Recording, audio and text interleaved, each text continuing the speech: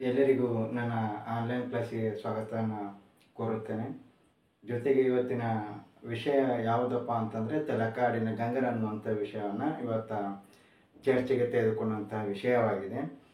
ಇನ್ನು ಆ ವಿಷಯ ಏನೇನು ಒಳಗೊಂಡಿದೆ ಅನ್ನುವಂಥ ವಿಷಯದ ಹೆಸರು ತಲಕಾಡಿನ ಗಂಗರು. ಇವರ ಅವಧಿ ಕ್ರಿಸ್ತಶಕ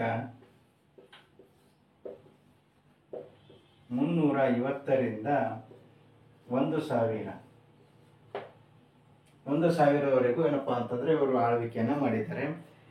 ಇನ್ನು ಈ ವಂಶದ ಬಗ್ಗೆ ಹೇಳಬೇಕಾದ್ರೆ ಕರ್ನಾಟಕವನ್ನಾಳಿದ ಸುದೀರ್ಘ ರಾಜಮನೆತನ ಯಾವುದಾದ್ರೂ ಇದೆ ಅಂತಂದರೆ ಅದು ಗಂಗರ ಮನೆತನ ಅಥವಾ ಒಂದು ಸಾಮ್ರಾಜ್ಯ ಅಂತೇಳಿ ಹೇಳ್ಬೋದು. ಸುಮಾರು 650 ವರ್ಷಗಳ ಕಾಲ ಏನಪ್ಪಾ ಅಂತಂದರೆ ಕರ್ನಾಟಕವನ್ನು ಆಳ್ವಿಕೆಯನ್ನು ಮಾಡಿದ್ದಾರೆ. ಸುಮಾರು 650 ವರ್ಷಗಳ ಕಾಲ ಸುದೀರ್ಘವಾಗಿ ಕರ್ನಾಟಕವನ್ನು ಆಳಿದ ರಾಜಮನೆತನಗಳಲ್ಲಿ ಇದು ಬಹಳ ದೀರ್ಘಕಾಲದವರೆಗೆ ಆಳ್ವಿಕೆಯನ್ನು ಮಾಡಿದೆ. ಇನ್ನು ಈ ವಂಶದ ಏನಪ್ಪ ಅಂತಂದರೆ ಸ್ಥಾಪಕ ಯಾರಾಗಿದ್ರು ಅಂತಂದರೆ ದಡಿಗ ಅಥವಾ ಕೊಂಗಣಿ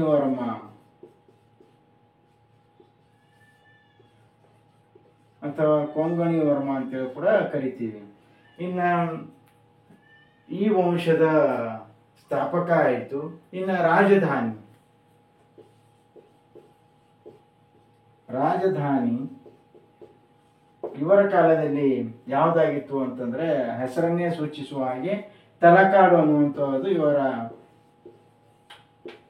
ರಾಜಧಾನಿ.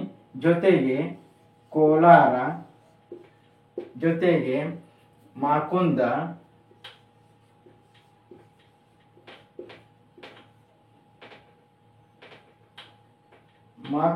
ಮತ್ತು ಇನ್ನೊಂದು ಮಾನ್ಯಪುರ ಅನ್ನುವಂಥದ್ದು.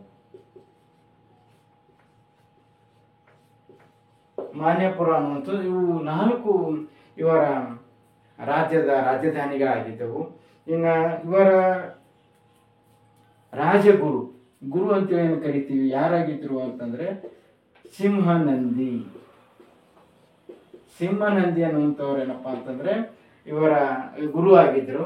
ಇನ್ನ ಲಾಂಛನ ಯಾವುದಾಗಿತ್ತು ಅಂತಂದ್ರೆ ಮದಗಜ ಅನ್ನುವಂಥದ್ದು ಇವರ ರಾಜ್ಯದ ಲಾಂಛನ ಆಗಿತ್ತು. ಇನ್ನು ಪ್ರಮುಖ ರಸ ಯಾರಾಗಿದ್ರು, ದುರ್ವಿನೀತ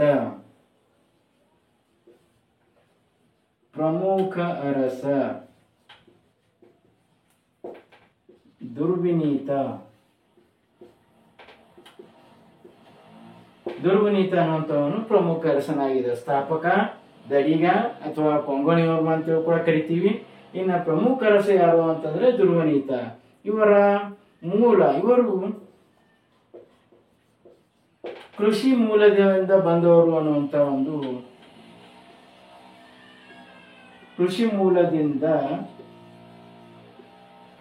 ಬಂದಿದ್ದಾರೆ ಅನ್ನುವಂಥ ಒಂದು ಒಪಿನಿಯನ್ ಅನ್ನ ಲೇವಿಸ್ ರೈಸ್ ಮತ್ತು ಡಾಕ್ಟರ್ MV ಕೃಷ್ಣರಾವ್ ಅವರು ತಮ್ಮ ಒಪಿನಿಯನ್ ಅನ್ನ ಕೊಡ್ತಾರೆ. ಲೇವಿಸ್ ರೈಸ್ ಮತ್ತು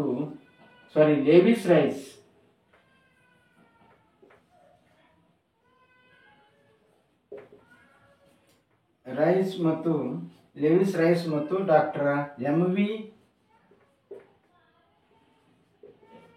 ಕೃಷ್ಣರಾವ್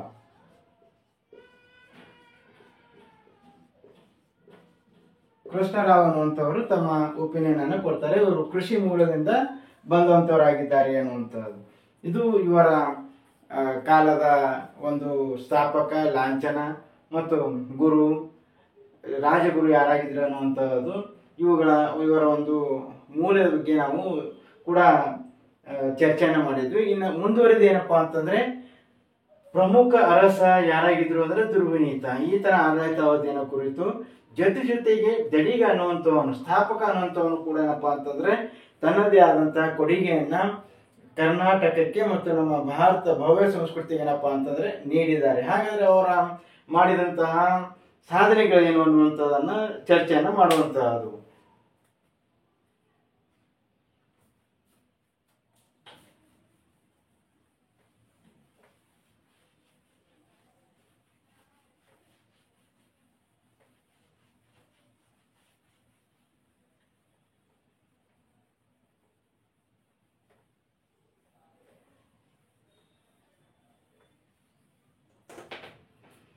ಈಗ ನಾವು ಅಧ್ಯಯನ ಮಾಡ್ತಾ ಇರುವಂತಹ ವಿಷಯ ದಡಿಗ ಅಥವಾ ಸ್ಥಾಪಕ.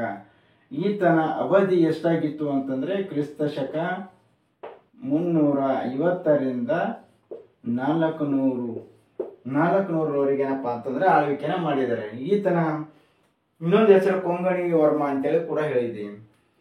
ಕೊಂಗಣಿ ವರ್ಷ ಮಾಕುಂದ ಅಂತೇಳಿ ಕೂಡ ಕರೀತಾರೆ. ಕೊಂಗಣಿ ವರ್ಷ ಮಾಕುಂದ ಅನ್ನುವಂತಹದ್ದು ಈತನ ಒಂದು ಸಂಪೂರ್ಣವಾದಂತಹ ಹೆಸರಾಗಿದೆ. ಇನ್ನು ಮುಂದುವರೆದು ನೋಡುವಂತಹದ್ದಾದ್ರೆ ಇಲ್ಲಿ ಪ್ರಮುಖವಾಗಿ ಏನಪ್ಪಾ ಅಂತಂದ್ರೆ ಬಾಣರ ಒಂದು ಹಾವಳಿ ಅಥವಾ ಬಾಣರು ಏನಪ್ಪಾ ಅಂತಂದ್ರೆ ಬಾಣರು ಪ್ರಮುಖವಾದಂತಹ ಒಂದು ಸಾಮ್ರಾಜ್ಯ ಕೂಡ ಆಗಿತ್ತು ಇವರ ಕಾಲಾವಧಿಯಲ್ಲಿ. ಈ ದಡಿಗ ಅನ್ನುವಂಥವನು ಏನಪ್ಪಾ ಅಂತಂದ್ರೆ ಬಾಣರನ್ನ ಏನಪ್ಪಾ ಅಂತಂದ್ರೆ ಸಂಪೂರ್ಣವಾಗಿ ಸೋಲಿಸುವುದರ ಮುಖಾಂತರ ಈ ತಲಕಾಡಿನ ಗಂಗರ ಒಂದು ರಾಜಮನೆತನಕ್ಕೆ ಪ್ರಮುಖವಾದಂತಹ ಬುನಾದಿಯನ್ನೇ ಹಾಕ್ತಾನೆ ಈ ದಡಿಗ ಅನ್ನುವಂಥವನು.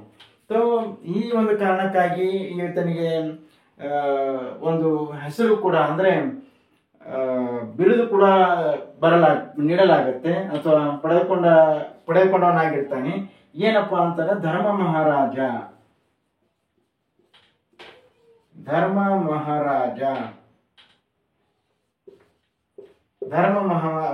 ಮಹಾರಾಜ ಅನ್ನುವಂಥದ್ದು ಈತನ ಒಂದು ಬಿರುದಾಗಿದೆ. ಇನ್ನೊಂದೇನಪ್ಪಾ ಅಂತಂದ್ರೆ ಬಾಣ ವಂದನಾ ವಲನ ಅನ್ನುವಂಥದ್ದು ಮತ್ತೊಂದು ಬಿರುದನ್ನ ಈತನಿಗೆ ನೀಡಲಾಗತ್ತೆ. ಯಾಕಂದ್ರೆ ಬಾಣರನ್ನ ಸೋಲಿಸುವುದಕ್ಕೋಸ್ಕರ ಈತನಿಗೆ ಬಾಣ ವಂದನಾ ವಲನ ಅನ್ನುವಂಥದ್ದು ಅಂದ್ರೆ ಬಾಣರನ್ನು ಸೋಲಿಸಿದ ಆತ ಅನ್ನುವಂಥ ಒಂದು ಅರ್ಥವನ್ನ ಕೊಡುತ್ತೆ. ಜೊತೆಗೆ ಈತ ತನ್ನ ಗುರುವಾದ ನಂದಿಯ ಆಜ್ಞೆಯ ಮೇರೆಗೆ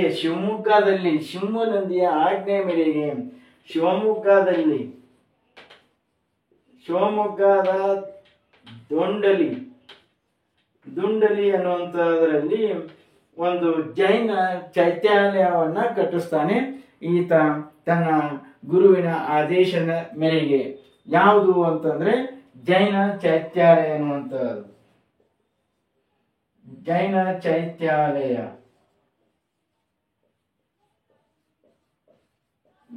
ಚೈತ್ಯಾಲಯವನ್ನು ಎಲ್ಲಿ ಕಟ್ಟಿಸ್ತಾನೆ ಅಂತಂದ್ರೆ ಶಿವಮೊಗ್ಗ ಜಿಲ್ಲೆಯ ದುಂಡಲಿ ಅನ್ನುವಂತಹ ಒಂದು ಸ್ಥಳದಲ್ಲಿ ಏನಪ್ಪಾ ಅಂತಂದ್ರೆ ಜೈನ ಚೈತ್ಯಾಲಯವನ್ನ ಕಟ್ಟಿಸ್ತಾನೆ.